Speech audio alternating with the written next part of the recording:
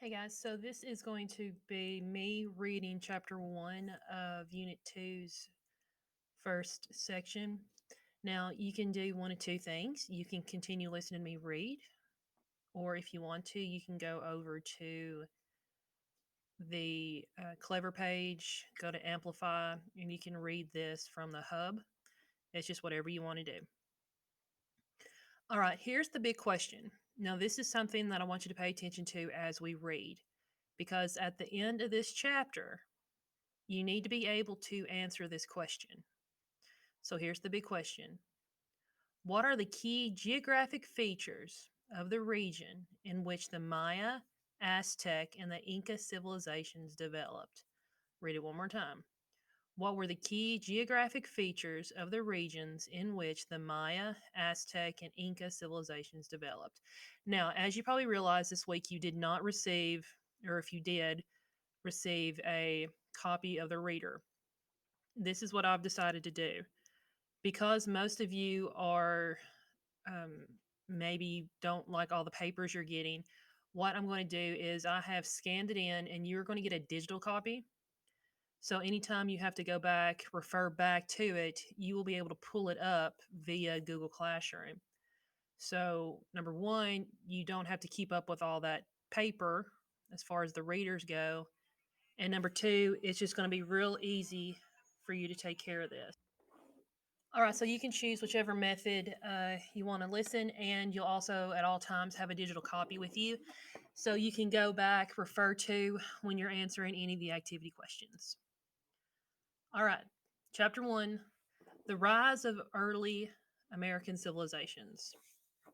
Our understanding of the history of humans living and working together begins in Africa more than a million years ago. Over time, humans began to migrate and eventually inhabited 6 continents: Africa, Asia, Europe, Australia, and the 2 Americas. Now, this right here is a map of the world. It's a flat map, and we know the world doesn't really look like this. But we have early human migration across Earth's continents. So if you can see the arrows. Now, you can see right here, this is Africa. When they refer to the beginning. Now, when you get up into like higher grades, you'll learn that civilizations, the older civilizations, actually start up in Africa. That's where they found the earliest hominids. Now, a hominid is a term that they use to describe early humans. Now, they found them in parts of Africa. So that's why the early migration patterns start in Africa and they move north. So they went into Africa, parts of Asia, then you have Europe, all the way down to Australia, and then some are over here in the 2 Americas. Now, how did they get here? Well, scientists and many people believe that when the Earth was formed, the continents were together in one big thing that they called Pangea, which meant that they had a land bridge that connected the Eastern Hemisphere to the Western Hemisphere.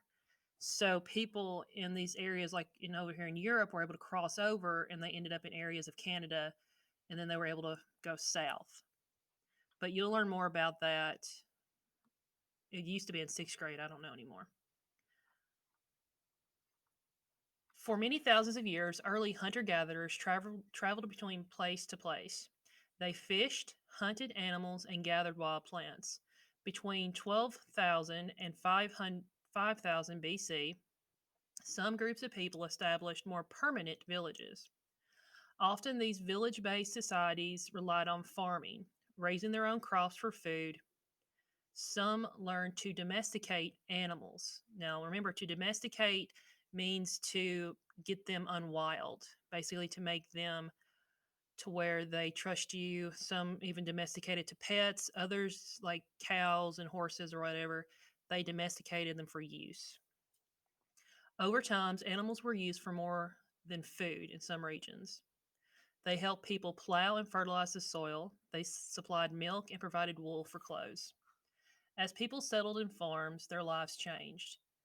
People learned to irrigate fields. That means to bring water. They developed ways to store food. Populations grew. Between 4000 and 2000 BCE, towns and villages in various places developed into cities.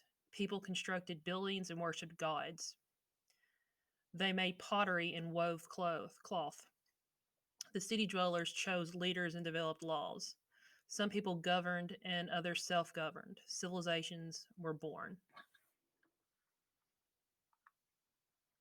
Civilizations develop from Africa to the Americas. The earliest civilizations arose from the fertile river valley in Africa and Asia. These civilizations flourished along the banks of the Nile, the Indus, Yellow, and the Tigris, and the Euphrates rivers. By 1000 BCE, new civilizations arose in the Americas. These early American civilizations are called pre Columbian civilizations. This is because they developed long before Christopher Columbus's first voyage to the Americas in 1492.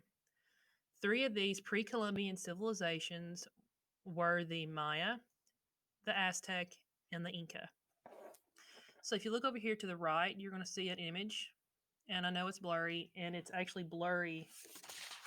I have it in my hand on my copy. So River Valley provided people with water and fertile lands. So we have people who have cows or who are able to grow things. And so they also refer to the areas you'll learn, they even known as like Fertile Crescent or just fertile areas. Fertile means able to grow things.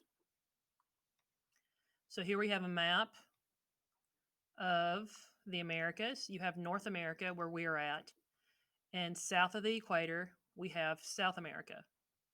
All right, so they're the continents of the Americas, but they're two separate things. You have North America and South America. Mesoamerica, the Maya and the Aztec. Mesoamerica or Middle America, which you can see right here, Central America, is a region that lies north of the equator in an area called the tropics. It includes a portion of present day Mexico in North America and parts of Central America. It occupies much of the Indus that joins the two continents in North and South America. The present Central American countries of Guatemala, Belize, Honduras, El Salvador, Nicaragua, and northern Costa Rica are all part of the Mesoamerica. Mesoamerica has very diverse landscapes, including dry coastal deserts and wet inland rainforests. The Yucatan Peninsula is surrounded by water on all three sides. It lies between the Gulf of Mexico and the Caribbean Sea and was home to many Maya. Warm, humid rainforests cover the southern part of the peninsula. Its lush vegetation supports animals and varied such as jaguars, snakes, bats, monkeys, toucans, and quail birds. I'm sorry if I messed that up. The northern part of the Yucatan is drier and has no rivers, only lakes and swamps. The Yucatan's thousands of deep creeks supplies fresh water to the area. Water needed in order for settlements to develop. Maya descendants are still there, living along the ruins of the ancient civilization. Okay, so this is kind of like a landscape picture. The Aztec created a magnificent empire with cities under one central government. This empire began north of the Yucatan Peninsula and in the Valley of Mexico, the and extended across much of central Mexico. Surrounded by mountains and volcanoes, it was a land full of wildlife. The wildlife was still there, but only ruins of pyramids marked the landscapes with the remains of the Aztec civilization. South America, the Inca. The Inca civilization began high in the Andes Mountains of present day Peru. Now, let me just clear something up. Why they say present day is because back when it was started, it wasn't Peru. It's like North America wasn't America until it was, created um, in 1776 and so forth. So it's present day Peru. So this is where we're the area we're referring to. It grew to include parts of Ecuador, Bolivia, Chile, and Argentina. And the landscape and climate vary greatly across its enormous stretch of land. Deserts and warm valleys lie underneath frigid snow-capped peaks. Llamas and alpacas are native to the mountain areas. These long-necked animals were domesticated to carry heavy loads and provide wool. Cougars and chinchillas also share the habitat with a wide variety of birds, amphibians, and fish. Clues to past civilizations. Archaeologists have discovered much of what we know about the Maya, the Aztec, and the Inca. Archaeologists study the remains of past civilizations. They survey the land where ancient people lived, test the soil, take photographs. They also map out areas to excavate or dig for artifacts. Archaeologists use shovels, scoops, brushes, and sieves to search for evidence of past human activity. Flake stones, ceramic shards, bones, and textiles all tell a story. Spanish letters and records also provide information about the early American civilizations. Why were the Spanish in the Americas? Starting about 500 years ago, they came in search of riches. They were looking for gold and silver, spices and silk, adventure and conquest. So you have right here, you have archaeologists using various methods. You have, looks like a flat shovel, or it could be possibly a scoop. This all can be used as a shovel. You have your brush, and these right here are what you would use to kind of strain things. You would brush away the soil and leave in like rocks and stuff. Spanish conquest in America. Hernán Cortez and Francisco Pizarro, and if I do apologize if I mispronounce these names, distant cousins, were two early Spanish explorers. They sailed on separate expeditions from Spain to the Americas in the early 1500s. The Spanish conquistadors, or conquerors, were both interested in more than riches. They wanted to establish colonies for the Spanish king. They brought with them advanced weapons, new animals, and unfortunately, devastating European diseases. Cortez conquered and took control of the Aztec Empire in present day Mexico. Pizarro conquered an Inca in the present day Peru. The Spaniards imposed their language and religion on the native people. The Spanish wrote about their early experiences in the Americas. As you explore these chapters, you will learn about the history of these three pre Columbian civilizations: the Maya, the Aztec, and the Inca. Now, one last thing, if you look over here, it says Spanish conquistadors sought riches, such as the gold that was used to make this Aztec pendant. So they came for gold. Now remember, you had the big question. What were the key geographic features of the region in which the Maya, the Aztec, and the Inca civilizations developed?